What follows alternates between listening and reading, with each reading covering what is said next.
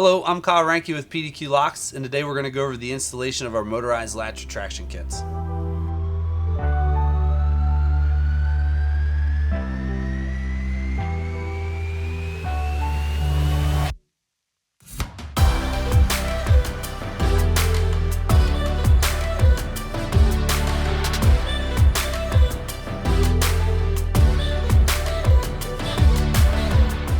The first step is prepping the exit device for the installation. It's going to require us to move a couple components first. First, we're going to remove the chassis head cover. There's 4 screws that hold the cover on. Remove those 4 screws and take the head cover off. The next step is to pull off the filler plate at the end of the push bar assembly. After the filler plate is removed, there's a Phillips head screw that needs to be loosened up so you can pull the push bar assembly out of the rail. Once you have removed the tension from that Phillips head screw, the rail and the push bar assembly should be able to pull apart.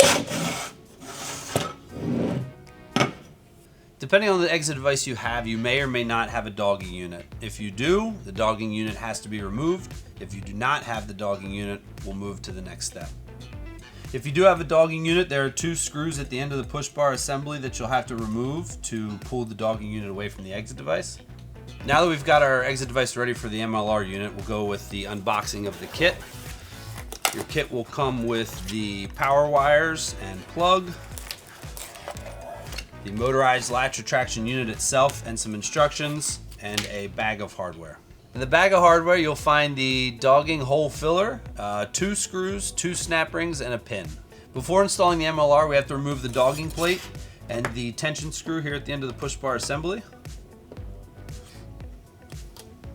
Once those are removed, you can now get ready to mount the MLR to the end of the push bar assembly. You will install the tension screw at the same spot you just removed it from, but this time going through the MLR plate.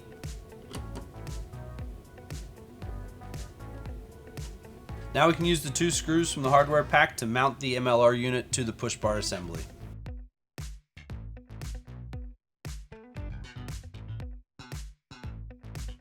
Now we're going to grab the rod and 2 snap rings, with taking one of the snap rings and installing it on the end of the rod, like so, and inserting it through the MLR unit and the push bar assembly. There is a hole where the MLR unit will line up with the end of the push bar assembly. Now that we have our rod pushed through both the push bar assembly and the MLR unit, we'll install the snap ring on the other side. Now that we have our MLR installed, we'll go ahead and connect the power wire and go ahead and put the whole assembly back in the rail. To get the push bar assembly back in the rail, I like to disconnect the head and remove the filler plate. It makes it a little bit easier to manage. What you're going to do is you're going to find the groove in the bottom of the rail and slide the whole assembly back together. When installing the push bar assembly into the rail, you'd like to stop here at the end with the groove exposed. That part is for the chassis to mate together, at which point you can continue pushing the chassis into the rail system.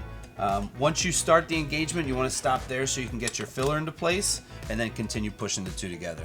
Once you have the push bar assembly and the chassis inside of the rail, you want to go ahead and tighten up your Phillips head tension screw. Before we go ahead and put on our filler plate, we want to install the push and rivet to the filler plate to cover up the dogging hole, at which point we can now slide this into the rail. To complete the installation, you're going to install the chassis head cover and tighten down with the 4 screws. Thanks for watching this video. For more information, go to pdqlocks.com and have a great rest of your day.